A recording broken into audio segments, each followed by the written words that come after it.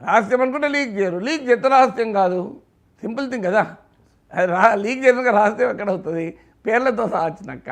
అందువల్ల it is నాకు అర్థమైంది అయితే 10 మంది ఎమ్మెల్యే, కొంతమంది ఎమ్మెల్యేలు సహజంగా వాళ్ళ గ్రీవెన్సెస్ ఉంటాయి, మంత్రుల దగ్గర పనులు కాకపోవడం, పనులు ఫైల్ కదలకపోవడం, ఇవన్నీ రాజకీయాల్లో పాలనలో రాజకీయ సంస్కృతిలో సహజమైన అంశాలే.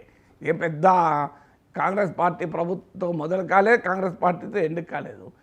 మీకు ప్రాంతీయ పార్టీలకు వచ్చేవరకు ఏమవుతుందంటే ఎక్కడో చోట అది క్లోజ్ అవుతుంది. ఇప్పుడు ఉదాహరణకు మీకు బీఆర్ఎస్లో ఇలాంటి ఆరోపణ ఉందనుకోండి, ఒక మంత్రి 2 మంత్రుల పైన, వాళ్ళు వెంటనే వెళ్ళి కేసీఆర్కో కేటీఆర్కో హరీష్ రావుకో చెప్తారు, దేర్ ఎండ్స్ ద మ్యాటర్. వాళ్ళు ఇంటర్వ్యూన్ అవుతారు, వాళ్ళ మంత్రుల్లో ఎమ్మెల్యేలో ఎవరినో అన్ని సంతృప్తి పడతారు, వాళ్ళను లేదంటే యాక్షన్ తీసుకుంటారు.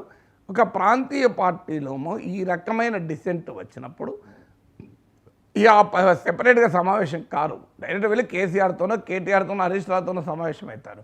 వాళ్ళు సెపరేట్గా గండిపేటలో మీటింగ్ కారు బీఆర్ఎస్లో.